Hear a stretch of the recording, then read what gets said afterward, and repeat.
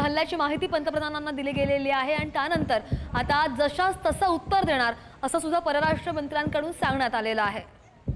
ਦੀ ਘਬਰਾਉਣ ਵਾਲੀ ਗੱਲ ਨਹੀਂ ਹੈ, ਲੇਕਿਨ ਜਿਵੇਂ ਅੱਗੇ ਸਾਨੂੰ ਹੋਰ ਜਾਣਕਾਰੀ ਮਿਲਦੀ ਹੈ ਅਸੀਂ ਤੁਹਾਡੇ ਨਾਲ ਸਾਂਝੀ ਕਰਾਂਗੇ। ਉਦੋਂ ਤੱਕ ਸਾਰੀਆਂ ਲਾਈਟਾਂ ਬੰਦ ਰਹਿਣਗੀਆਂ, ਕੋਈ ਇਨਵਰਟਰ ਤੇ ਜਾਂ ਜੈਨਸੈਟ ਤੇ ਜਾਂ ਸੋਲਰ ਪਾਵਰਡ ਕੋਈ ਵੀ ਲਾਈਟਾਂ ਨਹੀਂ ਜਲਣਗੀਆਂ। Thank you.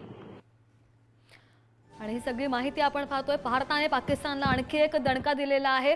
पठाणकोट एअरबेसवर सुद्धा हल्ला करण्याचा पाकिस्तानने प्रयत्न केला। पाकिस्तानचा जम्मूमध्ये हल्ले करण्याचा प्रयत्न झाला, पाकिस्तानकडून मिसाईल हल्ला करण्याचा प्रयत्न सुद्धा झाला आणि भारताने हे सगळे प्रयत्न हाणून पाडलेले आहेत आणि हा जो सगळा एकूणच हल्ला झालेला आहे त्याची माहिती आता पंतप्रधानांना सुद्धा मिळालेली आहे। अगदी आणि या संदर्भात एक महत्त्वाची अपडेट येते आहे। संरक्षण मंत्री राजनाथ सिंग यांची तिन्ही सेना प्रमुखांसोबत बैठक। संरक्षण मंत्र्यांची चीफ ऑफ डिफेन्स स्टाफ यांच्याशीही चर्चा। संरक्षण मंत्री राजनाथ सिंग यांची तिन्ही सेना प्रमुखांसोबत बैठक। महत्त्वाची अपडेट।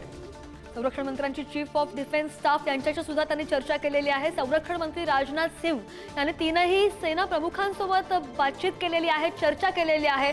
आता यापुढे अगदी त्यामुळे या सगळ्या घडामोडींकडे आता महत्त्वपूर्ण दृष्टीने आपल्याला बघावं लागणार आहे। दोन बातम्या ज्या बॅक टू बॅक आलेल्या आहेत। अजित डोवाल यांनी पंतप्रधान नरेंद्र मोदी यांना सगळ्या या पाकिस्तानच्या कृत्याबाबतची माहिती दिलेली आहे। पाकिस्तानने जे हल्ल्याचे प्रयत्न केले त्याविषयीची माहिती दिली आणि आता ही बैठकीची बातमी येते।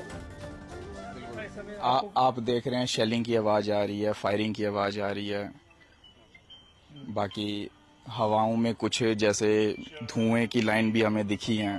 डर का माहौल आप सड़कों पे देखिए तो गाड़ी चलना बंद हो चुकी है, सुनसान हो चुकी है सड़कें, पूरा ब्लैकआउट हो चुका है, लाइटें गुम हैं। अभी आवाजें आ रही हैं? आवाजें तो अभी मतलब गोलियों की फायरिंग की आवाज आ रही है, बाकी ब्लास्ट की भी आवाज आ रही है। हम अंदर बैठे हुए थे, जैसे हम बाहर आवाजें सुनी फटाफट, लाइटें तो बंद ही थी सारी ऑलमोस्ट, तो उस सिर्फ आवाज सुनी है और ऐसे लगा है कि चला क्या है, रॉकेट आया क्या है वो हमें नहीं पता है। रेड सी लाइट थी और धुआं काफी था पीछे, उस वजह से हमने काफी सुनसानों का डर के अंदर छुप के आवाजें अभी भी आ रही हैं।